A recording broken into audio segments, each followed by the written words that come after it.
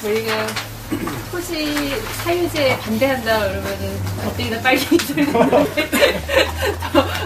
더 민감한 주제인데 지금 오늘 이렇게 어제에 이어서 이렇게 멘붕 사태를 일찍 있어서 이런 참 민감한 주제를 다루기가 이렇게 생각이 확장 잘 안 되지만은 또 저희 시간도 이렇게 많지는 않지만은 그래도 한 20분 남은 시간 동안에 이 주제와 관련해서 이렇게 궁금하신 거나 좀 이야기 나누고 싶으신 거 이렇게 좀 다양하게 얘기 나눴으면 좋겠는데 먼저 조현 선생님이 토론 들으시고서는 이렇게 좀 덧붙이고 싶으신 말씀 있으면 좀 들어보고 또 궁금하신 거 질의응답하면서 얘기 나누도록 하겠습니다. 저는 특별히 덧붙이고 대부분 동의하고요. 얘기하다가 나가면 이제 또 하겠습니다. 헬리조지가 10세기에 막스보다 더 유명하고 유럽에서 굉장히 많이 퍼졌다고 하셨는데 이 사상이 실제로 어떤 제도적인 어떤 시스템으로 이렇게 받아들인 그룹들이 있습니까? 그룹은 실천 사례나 뭐 이런 거.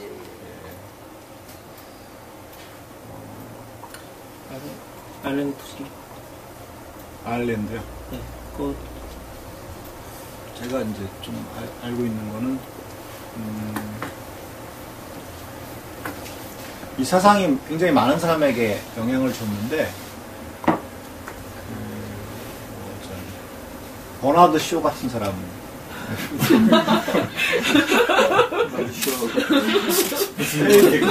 페이비언 사회주의 그 사람들 이게 보면 버나드 쇼 최근에 제가 책을 앞부분 읽어봤는데 토지의 문제에 대해서 헬리조지 연구소한테 얘기를 하더라고요. 그리고 중국의 손문 같은 사람에게 영향을 줬어요. 중국 삼민주의에 민생주의가 있잖아요. 민생주의의 핵심 아이디어가 여기서 많이 나왔는데, 그래서 제가 삼민주의 읽어보면은 우리 중국은 앞으로 헬리조지 아이디어로 가면 된다 이렇게 얘기를 해요. 근데 이제 이 중국 국민당의 이데올로거였는데 손문이 1924년인가 25년에 죽고 또 국민당 자체가 지주이기 때문에 이렇게 실현 구현을 못했죠. 그러다가 이제 대만으로 쫓겨가서 장개석이가 대만에 가서 이 헬리조지 아이디어 민생주의를 구현을 하는데 헬리조지 아이디어처럼 하지는 않아요. 근데 이제 여러 가지 제도적 장치를 통해서 토지 분로소득을 상당히 이렇게 환수를 하는 조치를 여러 가지 취합니다. 대만의 어떤 중소기업 위주의 산업이 발전하게 된 배경, 거기에는 이제 헬리조지의 사상이 있고, 그 다음에 이제 또 하나 사례를 들고 싶은 거는 덴마크라고 하는 데에서요, 1957년부터 60년 동안 이런 주장을 하는 정당이 집권을 했어요. 그 정당의 이름이 정의당인데, 단독 집권이 아니라 연정을 통해서 했는데요. 그 소수당이었습니다. 그 당이 캐스팅 보트를 죽이기 때문에 이제 했는데, 경제적인 성과가 굉장히 좋았는데, 재집권에 실패를 해요. 그걸 보면서 저는 대중의 충분한 어떤 이해와 동의 없이 추진된 개혁 정책은 반동을 불러오는구나 이런 생각이 들더라고요. 여기저기서 실현된 사례가 있는데 국지적으로 미국에는 어떤 헬리조지 이상을 품은 사람이 마을 단위의 땅을 사가지고 아예 이 이상을 구현하는 그런 마을이 있고 그렇습니다. 톨스토이한테 영향을 줬다며? 예, 톨스토이에게도. 톨스토이와 이제 이 헬리조지가 서로 굉장히 존경하는 사이였고 만나보고 싶어 했는데 결국 만나지는 못했나 봐요. 톨스토이가 이제 당시 황제, 러시아 황제에게 편지를 보내서 우리 러시아는 이 헬리조지 방향으로 가야 된다. 서한을 보내고 그랬다고. 근데 그런 명으로 막스에 비견하거나 그 이상으로 볼 수 있는 그거가 될 수 있나요? 우리가 보통 철학 사상 속에서 쭉 우리가 공부를 해보면 막스가 이렇게 접한 사상적으로나 역사적인 어떤 그 사실이나 이제 뭐 사주중론이나 뭐죠 그런 방류 같은 이런 거는 엄청난 영향력으로 인정되고 있잖아요. 근데 사실 그런 면에서 보면 이 헨리 조지가 그런 사상세에서 어느 정도 위치에 차지하는지는 별로 이렇게 얘기되고 있지 않다라고 저는 배웠거든요. 그래서 저는 막스 이상 이렇게 비교되는 거에 대해서 사실 이렇게 이제 객관적으로 아까 아일랜드에서의 강연 갔다가 두 차례 투옥되고 이런 사례 가지고 책이 유명해진 건데 그런 거 이상의 영향력이 세계적으로 이렇게 알려졌다고 얘기하기에는 좀 네가 아닌가 이런 생각이 좀 드는 거죠. 19세기 그 말에는 그랬다는 거고요. 20세기 들어오면서 이제 영향력이 급격히 줄어들었죠. 그리고 이제 전 세계에서 뭐 손문이나 이런 사람, 또 장개석 이런 사람을 통해서 구현된 좀 사례가 있는 거고, 제가 마르크스를 보면은 마르크스는 정말 견적이 안 나오는 것 같아요. 근데 이제 저는 정치경제학을 주로 좀 공부를 했는데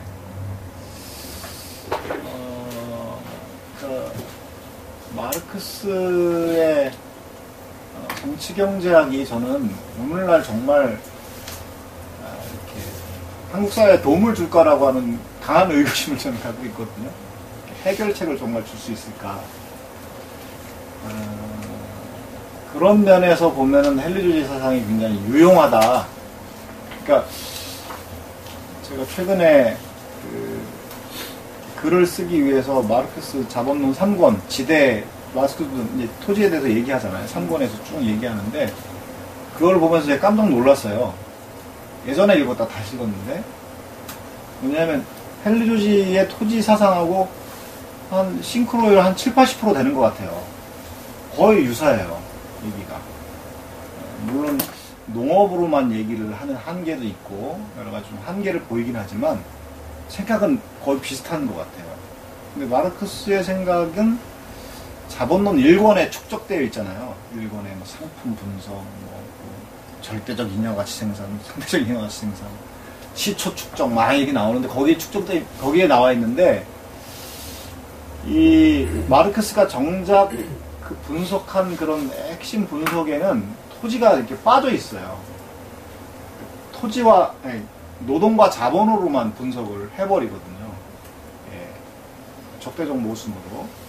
그게 이제 뭐 사적 의문론의 관점인데, 근데 사실은 이 시장 경제에서 일어나는 수많은 일들이 자본의 문제가 아니라 제가 보기에는 거의 한 7~80%는 토지에서 일어나는 건데 자본의 문제라고 하면은 해결책이 참 모호해요. 그러면은 그 뭐 자본을 그러면 완전히 사회화할 것이냐라고 하는 것도 초방하기가 좀, 그러니까 시장에서 일어나는 뭐 불황이나 공황이나 여러 가지 빈곤의 문제가 상당한 원인이 토지에 있는데 그것이 자본의 문제다 이러면은 이게 해결책이 모호하다는 거거든요.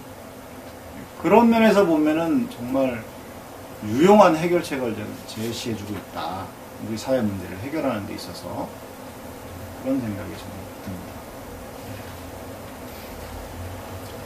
정의는 자유에 우선한다. 예. 근데 우리가 보통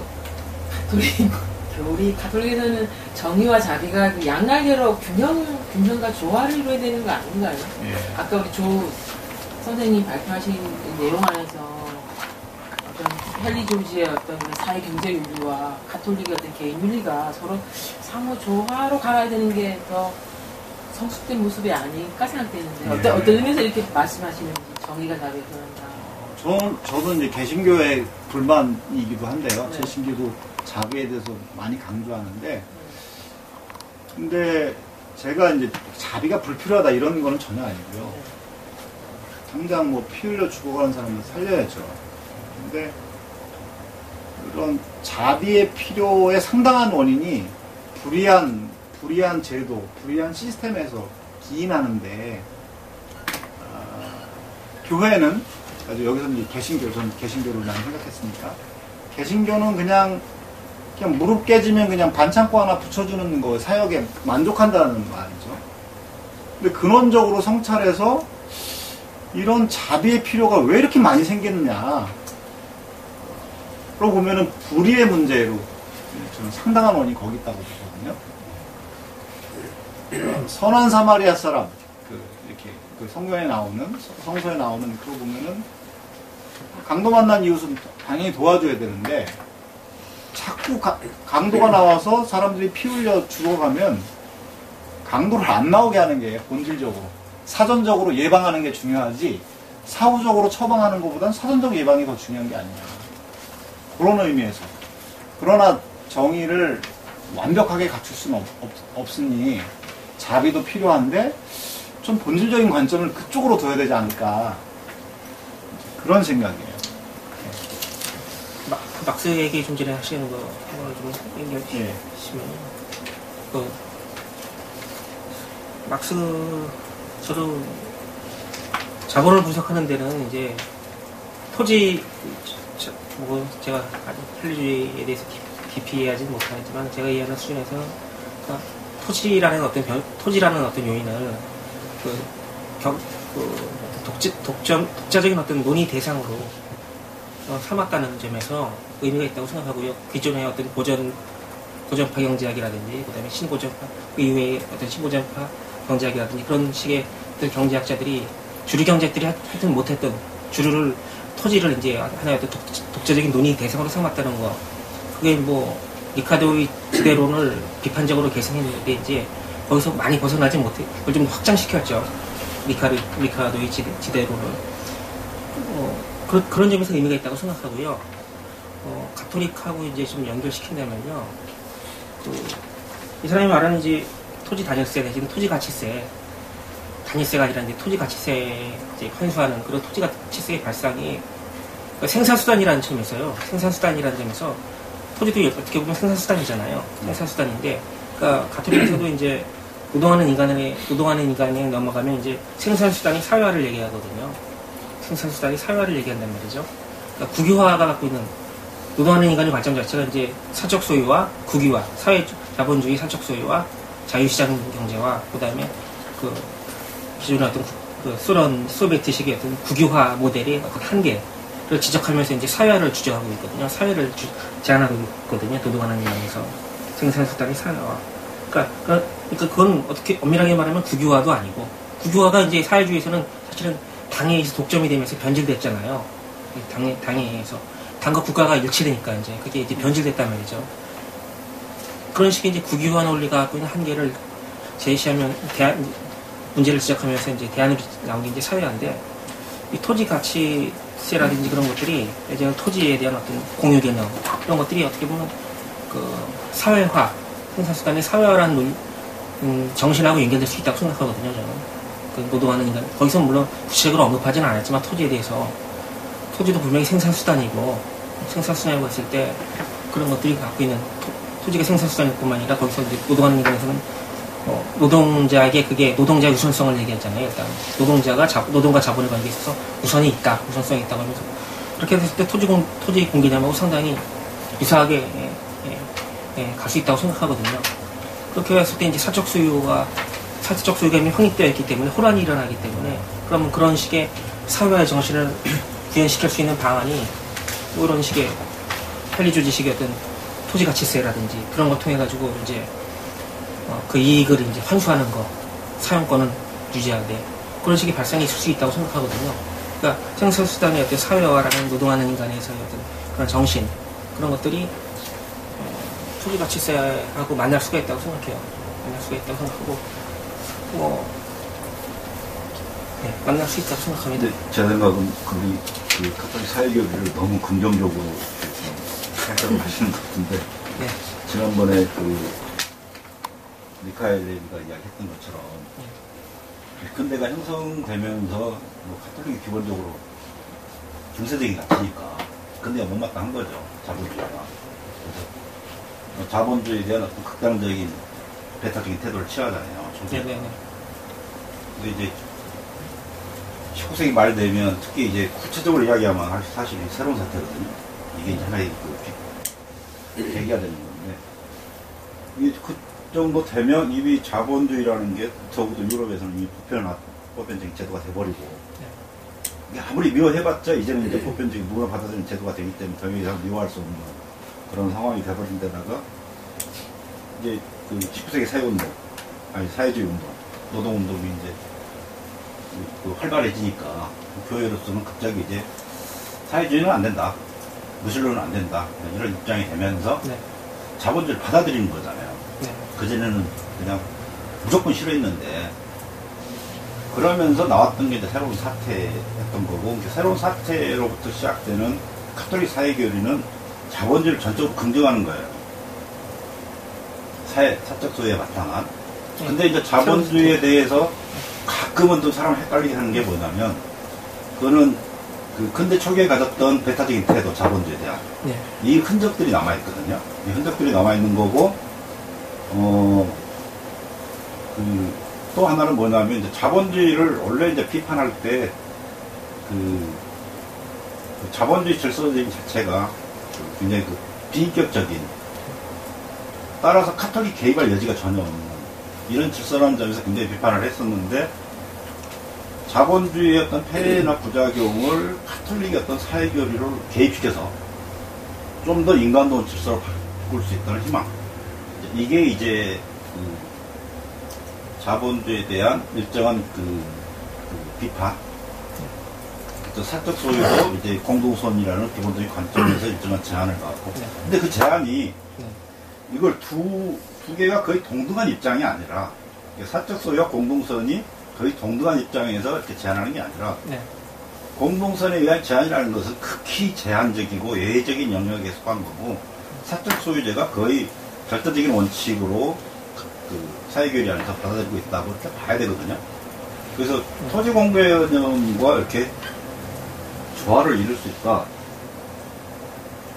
그래서 이제 전통적인 어떤 중세 카톨릭 사상에서는 기본적으로 공개념을 갖고 있었기 때문에 그런 정신들을 카톨릭 사상에서 전혀 배제할 수 없으니까 그런 맥락에서는 만날 수 있지만, 자본주의적인 어떤 체제에 대한 어떤 비판의 맥락에서 토지 공개념과 만날 수 있다. 이건 좀 상당히 너무 좀 로맨틱한 생각이 아닌가. 근데 저는 새로운 사태와 노동하는 인간이 입장 차이가 있다고 생각하거든요. 예를 들어서 그 새로운 사태에서는 계급 간의 갈등 자체를 인정하지 않거든요. 노동 상법성만을 얘기하고, 그런데 노동하는 인간에서는 계급 투쟁을 인정하거든요.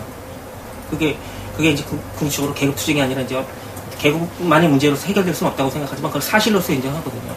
그다음에 마찬가지로 자본주의에 대해서도 공동선의 원리에 대한 방점이 좀 달라지는 거라고 생각하거든요. 공동선의 원리가 여기서는 다음은 레오 13세에게서는 그야말로 아주 부작용이 있을 때만 그냥 제한적으로 그걸 시정할 수 있는 원리라면, 여기서는 이제 노동하는 인간에서는 그보다 훨씬 더 강한 의미로 우선권 자체가 일단 바꾸는 걸로 일단 우선권이라는 얘기를 하고 있기 때문에, 노동의 자본에 대한 노동 우선성이라든지 그렇게 그럴 여지가 있다고 생각하고, 그다음에 변화가 있다고 생각하고요. 이제 꼬물린 같은 경우도 그렇게 얘기를 하고요. 꼬물린 같은 경우도 그렇게 얘기를 하고, 사목헌장에서 마찬가지로 이제 그렇게 얘기를 하고 있기 때문에, 그런 여지가 있기 때문에 우리가 그렇게 이제 적극적으로 해석할 수 있다는 거죠. 논리 구조를 통해서. 근데 저는 이제 그런 관점에 대해서요. 이 새로운 사태는 그 당시 시대적 상황에 따른 가톨릭 교회의 방어적인 입장의 표현이었다고 보는 거거든요.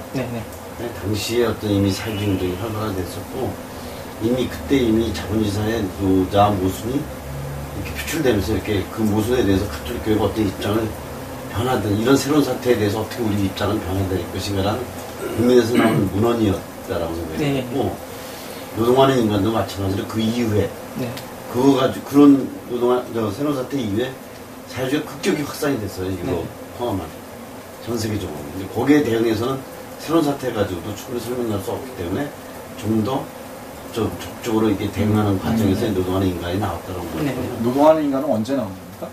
그러니까 새로운 사태 이후에 84년, 80년대 나왔습니다. 근데 이제 그런 과정을 보면서 저는 이제 사실은 기본적으로 자본주의화 되면서 나타나는 사회적 현상을 교회가 어떻게 바라보고 어떻게 입장을 취할 것인가에 대해서 여러 가지 의견, 내용들이 나오는 것이지, 토지 문제를 새로운 사태에서 부각되거나 주요하게 얘기된 건 아니라는 생각이 들고요. 그리고 마찬가지로 헨리 조지가 나온 글 쓴 것도 40대 때 글 썼다면, 그게 아까 뭐죠? 진보와 빈곤이. 그게 이미 1889년. 거의 79년, 80년대 나온 책.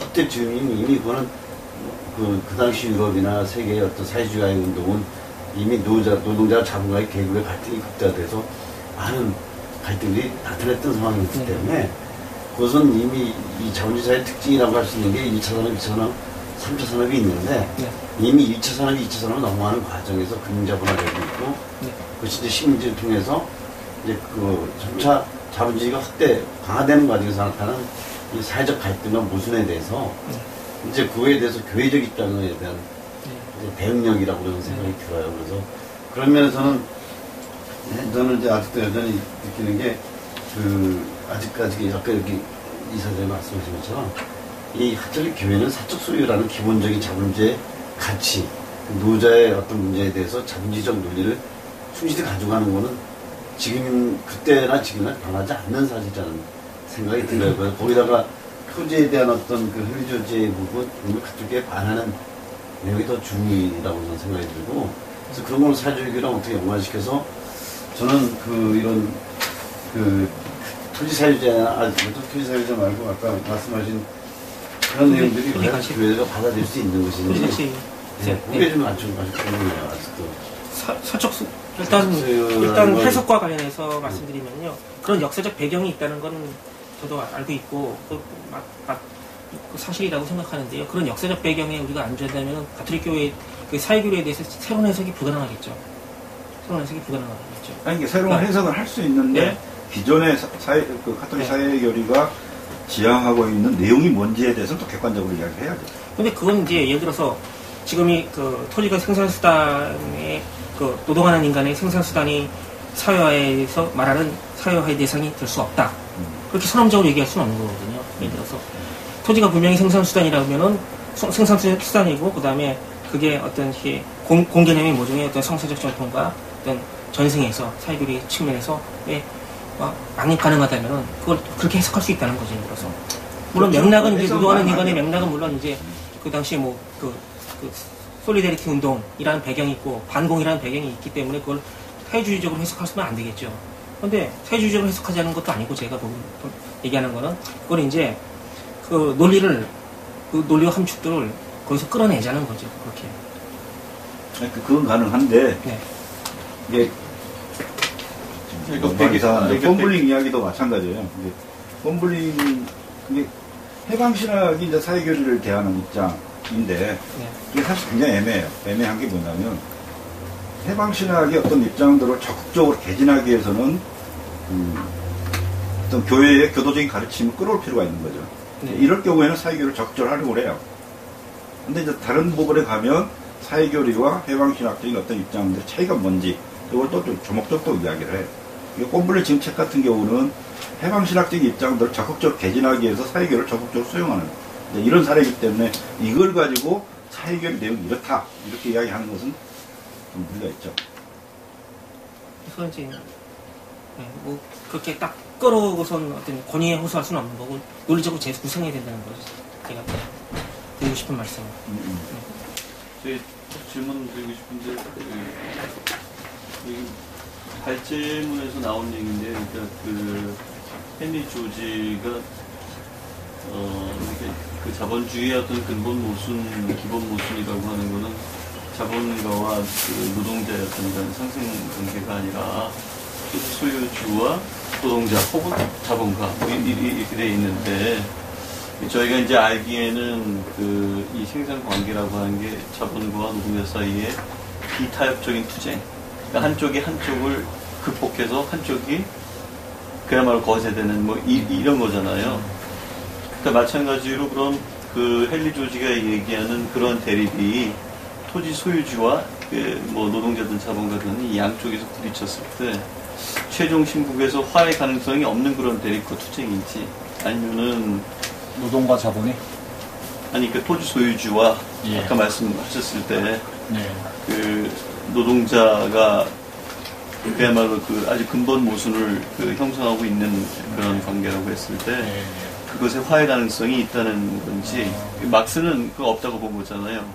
그거 하나 질문 드리고 싶고, 최근에 안 건데 호주에서 랜드 케어라고 하는 운동이 이제 벌어져서 세계로 이렇게 많이 파급되고 정부 차원에서도 이렇게 이렇게 지원하는 그런 운동들이 있다라고 하는데, 이게 이제 헨리 조지의 토지정의 사상과 관련이 있는 건지 좀 묻고 싶습니다. 후자는 제가 처음 듣는, 선생님한테 처음 듣는 얘기고요. 화해 가능성이라 하면은 토지 소유주와 노동, 토지 소유주와 자본, 뭐 이런 거 화해 가능성이 있느냐? 화해 가능성이 아니라 상호 충돌한다고 보죠. 그거를. 그러니까 헨리 조지는 기본적으로 사적 소유권을 존중을 하는데, 사적 소유권의 논리적으로 보면 토지는 사적 소유의 대상이 안 된다. 오히려 토지를 사적 소유의 대상으로 삼게 되면 사적 소유권 자체가 부정된다 라고 보는 거예요. 그러니까 그 논리를 갖고 한번 들어볼까?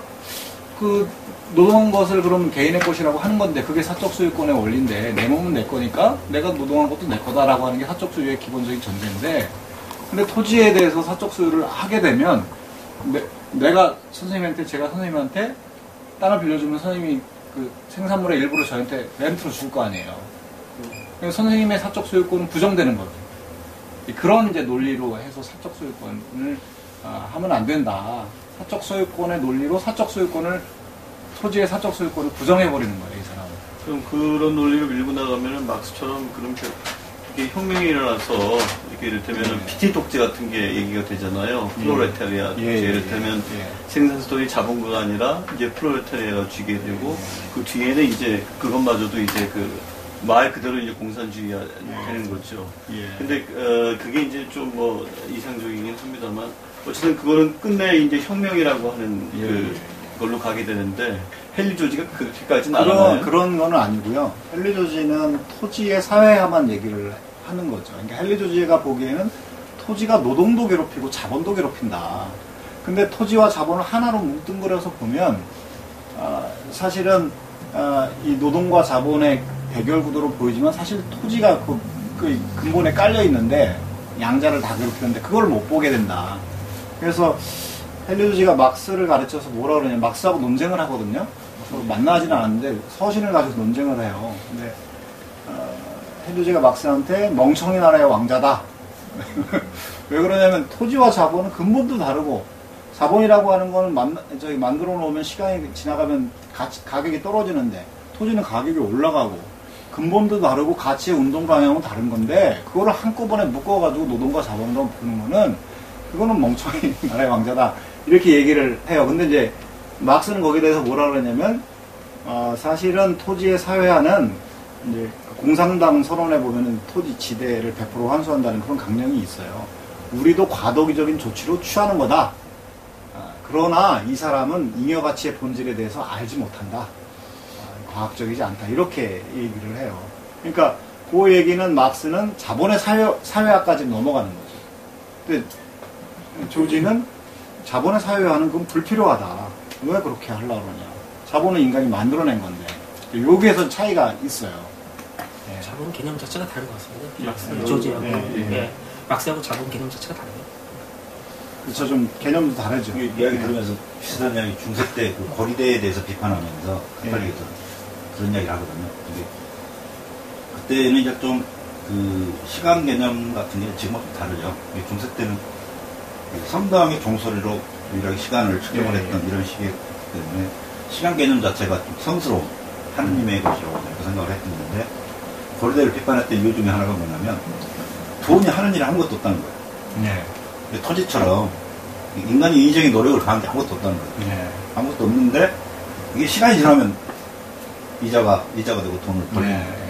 근데 그 시간은 하나님 거거든요. 하나님 것으로 훔쳐서 훔치는 도둑놈이라는 거죠. 고리대 법자가.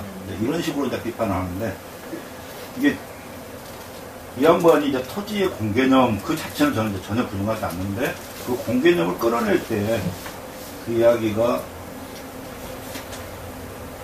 뭐라고 이야기할까? 아까 그 고리대에 대한 어떤 가톨릭 비판처럼 굉장히 약간 윤리적인 선언처럼 윤리적이기 때문에 접근하죠. 이게 이제 경제 현실에 이제 어떻게 적용할지 이제 요거는 좀 더 난감한 문제가 되지 않는가. 이게 그 윤리적인 선언이라는 것은 그 윤리적인 것 가치들을 공감하는 사람들한테는 충분히 통용이 될 수 있는 거지만 그런 윤리적 가치를 달리하는 사람한테는 받아들일 수 없는 이런 게 돼버리잖아요.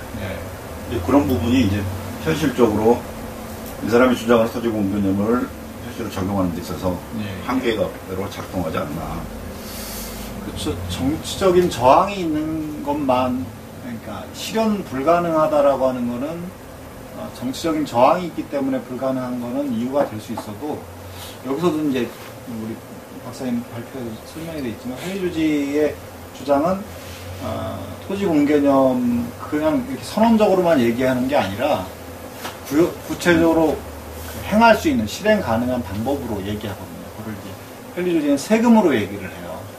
그러니까 세금으로 토지 가치를 징수한다 라고 하는 거로 얘기하고, 그리고 다른 세금은 감면한다 이런 식으로 이제 얘기를 하죠. 저는 그 이야기가 아니라 이게 토지 자체를 누구의 사적 소유의 대상이 될 수가 없다고 하는 이유가 뭐냐면, 토지에는 인간의 인위적인 어떤 노력들이 가해지지 않았기 때문에 그야말로 거저 얻은 것이기 때문에 여기서 사적 소유의 대상이 될 수 없다 이렇게 이야기를 하잖아요.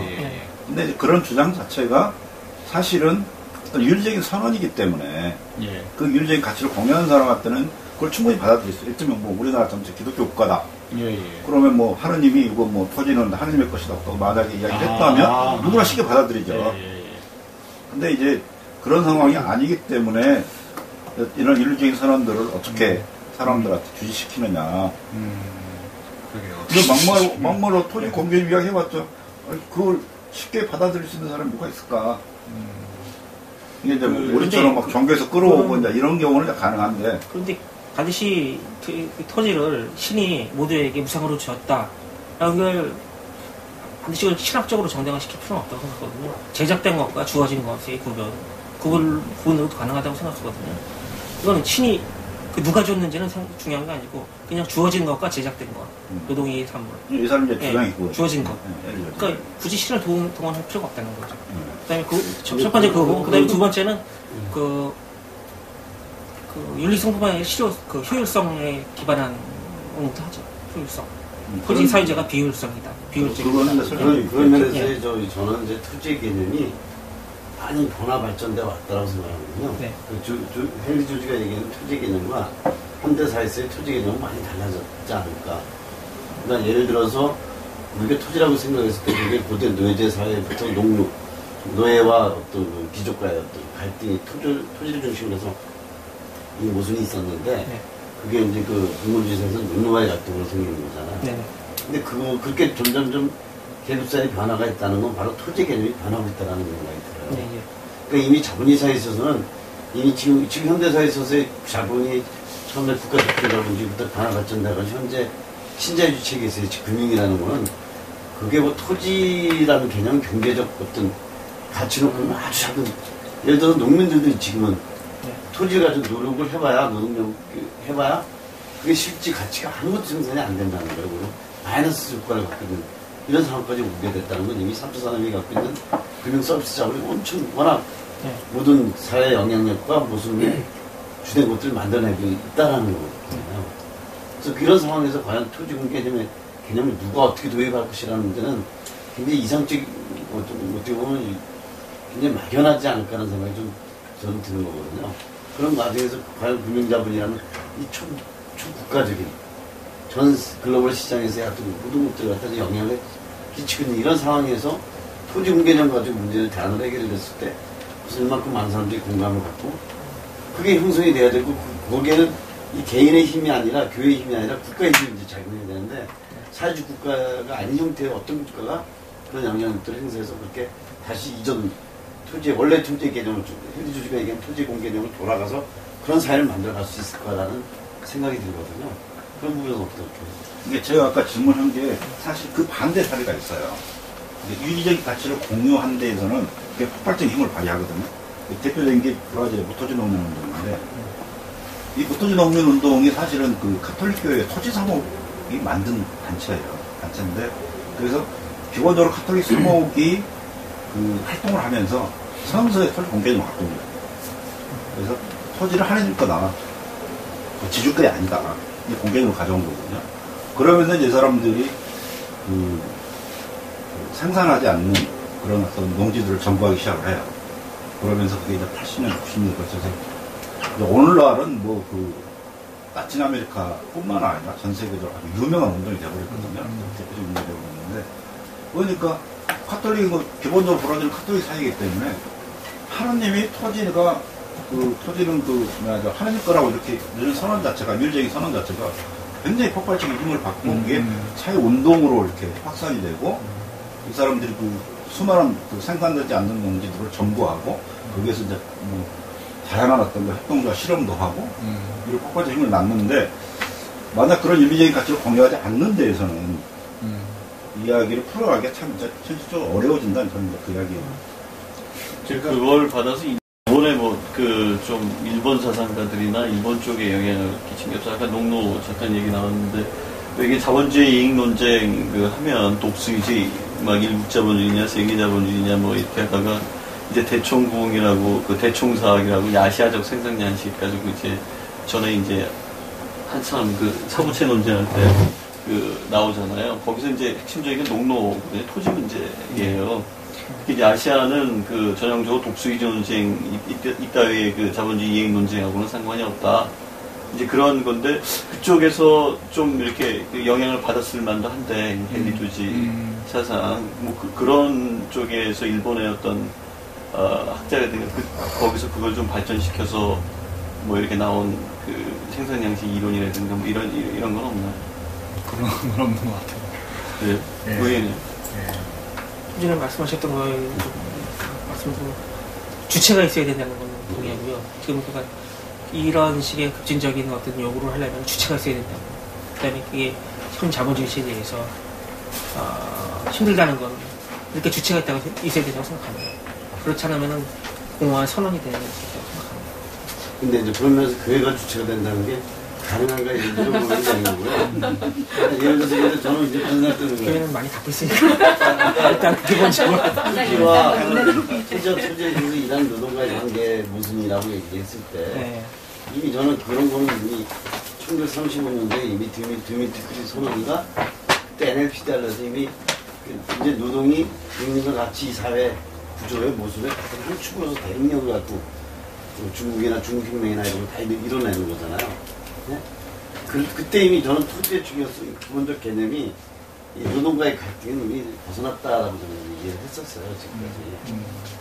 그때 이제 지금 다시 돌아와서 이 토지 분배를 위해서 이제 사회주의 국가에서야 뭐 국가 소유로 모든 토지를 소유화시키고 그것들에 대해서 할 수 있는데 그것도 사실 지금 실험적으로 안 된 거잖아요. 이 자본주의 변화 발달 과정에 도저히 이 그들은 생산관계, 생산력 과정을 따라가지 못하니까 이미 사회주의들이 물론 이렇게 변화되고 있는 이런 상황이기 때문에 어차피 지금의 주축은 3차 금융 서비스 산업이 모든 걸 차지할 때 토지에 갖는 비용 할수록 미약해질 텐데 어떻게 보면 저는 심지어 요새는 그런 생각까지 갖거든요. 토지는 이제 주거공간의 역할밖에 안 됩니다.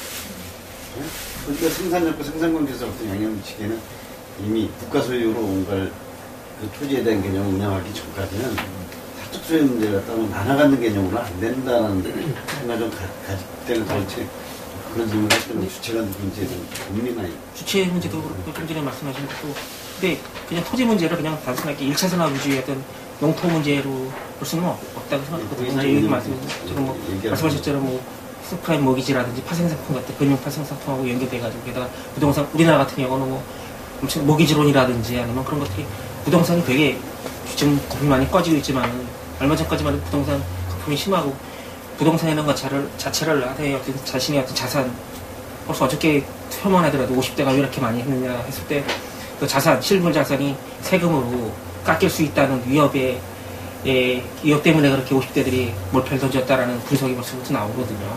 그거 자체가 일단 부동산이 우리 어떤 엄청나게 영향을 끼치고 있다는 거거든요. 근데 그게 이제 금융 자산화된 거잖아요. 네. 토지라는 개념이 잊어버리고. 그렇지만 그게 이제 혼용되어 있지만은 자본으로 바뀌어. 저는 금융 자산화가 되는데 그 기반을 부동산을 통해서 하잖아요. 근데 이 부동산 거품이 꺼지면 금융 자산도 이게 위험해지잖아요. 금융이라고 하는 시스템이. 그러니까 저는 지금 금융이 모든 걸 지배하는 것 같지만 금융이 물론 이제 굉장히 중요한 영역이긴 하나 토지와 금융이 결합됐기 때문에 금융이 굉장히 위험하게 보이는 거라고 저는 보이거든요. 네, 금융이 원래 위험하고 원래 본질적으로 불안정한 게 아니라 제가 보기에는 토지와 결합됐기 때문에 이 토지의 거품 생성과 붕괴에 금융이 기여를 하고 또 금융이 거기서 또 빼먹기도 하고 서로 이렇게 상생관계가 되는데 토지 문제가 없어지게 되면 토지 문제 때문에 발생하는 금융 위기는 안 생긴다는 거죠. 예. 아니 왜 보면 서프라임 모기 사태가 금융위 그거는 사실은 금융위기가 아니라 사실은 그 부동산 버블 붕괴거든요. 예. 그 이름 자체가 벌써 의미하는 바가 토지하고 밀접한 관계가 있지만 이게 또 반드시 토지에만 문제가 있는 건 아니죠. 그렇죠. 그런 건 네. 아니죠. 네. 근데 이게 결합돼서 굉장히 문제가 증폭된다는 거죠. 들어보니까 이제 헨리 조지 같은 경우에 얘기하는 자본 같은 경우에는 막스가 얘기하는 자본하고는 좀 다른 것 같아요. 지금 이렇게 들어보니까. 또 어떤 측면에서 구종자본의 하나일 수 있는데 오히려 그 토지 같은 경우에도 거기에 불변자본의 하나로 예, 그렇죠. 그래서 이제 잉여가 나오고 이제 그런 건데 지금 말씀 들어보니까 헨리 조지는 그걸 오히려 토지를 어떤 자본에서 이렇게 분리시키는 듯한 느낌. 예, 분리해서 토지노동 자본이라는 거에서 딱 독자적인 어떤 요소를 보죠. 근데 아까 이제 마지막에 논평을 하시면서 사회교리에 포함돼야 된다고 이제 말씀하셨는데 이게 이제 사회교리가 한국에서만 쓰이는 그 고유한 용어고 이게 이제 보면 Catholic Social Teachings라고 해서 이게 윤리적으로 그 사회 문제에 대해서 접근하는 거죠. 교회가. 그러니까 이제 거기서 헨리 조지의 어떤 이런 사상도 분명히 쓰일 수 있다고 생각을 해요. 인용을 하면서 아까 말씀하셨던 그런 토지 공개명 같은 경우에 그 다음에 이제 연결시켜서 많이 이런 문제 제기라든가 이런 것들은 상당히 설득력이 있다고 저도 생각을 하거든요. 근데 이제 조금 이제 제가 드리고 싶은 말씀은 카톨릭 사회교리가 딱 있어갖고 이렇게 포함되고 안 되고 이런 그런 건 아니고 그러니까 나라의 예를 들어서 한국 카톨릭 주교단에서도 뭘 발표할 때 일단 사회 문제 4대강에 대해서 발표하면 그것도 하나의 사회교리라고 이제 한국에서는 이렇게 한국 교회에서는 얘기를 하는데 그것이 이제 사회 문제에 대한 한국 가톨릭 교회의 어떤 윤리적인 태도나 입장 이런 측면에서 사실은 가톨릭 사회교리라고 얘기하기까지는 좀 뭐하고 윤리적 입장이나 태도 이런 거니까 헨리 조지의 이런 사상도 충분히 수용 가능하지 않을까 그런 생각은 듭니다. 그랬으면 좋겠습니다. 저희가 원래 1시간 반만 하려는데 2시간을 꽉 잡아요. 빨리 끝내고 우리의 마음을 치유하려고 했는데 긴 시간 동안 발표와 토론 함께해 주셔서 감사하고요. 저희 곧바로 이 자리에서 그냥 간단하게 토론회 정도 식사하면서 이야기 나누기로 했으니까 발표 끝났다고 가지 마시고 여기 남아서 같이 좀 나눔을 함께 하도록 하겠습니다. 오늘 발표하느라 고생하신 두 분께 큰 박수